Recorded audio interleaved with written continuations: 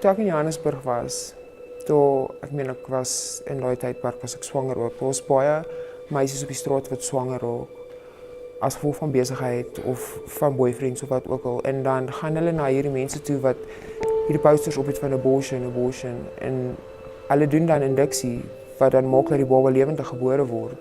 En dan word daai babas gedamp in asblikke of hulle los hulle by klinieke of en daar's soveel babatjies wat doodgaan. En in daai tyd het ek gedink, dit weet daar's so groot need vir plekke wat vrouens kan help in plaas van dat hulle na daai abortion clinics toe gaan, dat hulle daai babatjies geboorte gee normaalweg of ewen as hulle dit so doen om anonymously daai kinders by 'n plek te gaan aflaai. Ek meen daar's soveel babatjies wat doodgaan. Ek sou baie graag betrokke wil raak by so iets want ek weet waar dit gebeur. Weet wat die need is vir dit. Ja, dit sou vir my 'n amazing ding wees ook om te doen.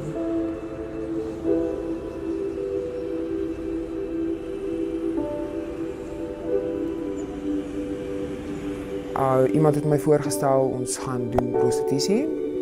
Ek ken glad nie Johannesburg nie. Ek was nog altyd bang vir Nigerians gewees. Jy hoor stories van meisies wat getraffic word, wat net missing gaan. So toe gaan ek saam met hom Johannesburg toe in my toestand wat ek was. Mag nie meer die huis uit gegaan het nie, mag nie my wasgoed gaan ophang het nie. Ek was net binne in die plek geconfine.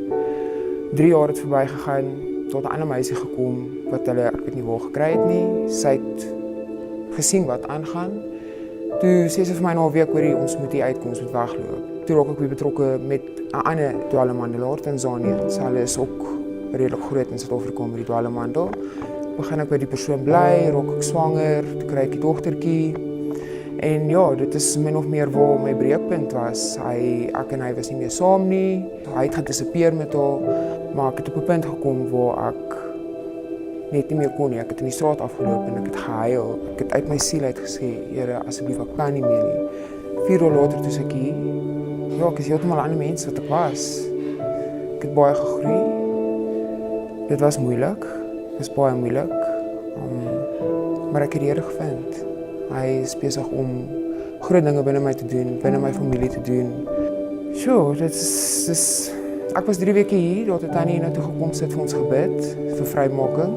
Die Heilige Gees het oor my gekom en ja, van daar af het die leiers hierso, die staf hierso vir my gesê, daar's net iets anders in jou. En ek het 'n besluit gemaak dat ek gaan nie weer teruggaan nie. En ek het my identiteit begin vind. Ek het besef dat ek is 'n dogter van God. Daar is 'n doel in my lewe. Ek gaan mense help.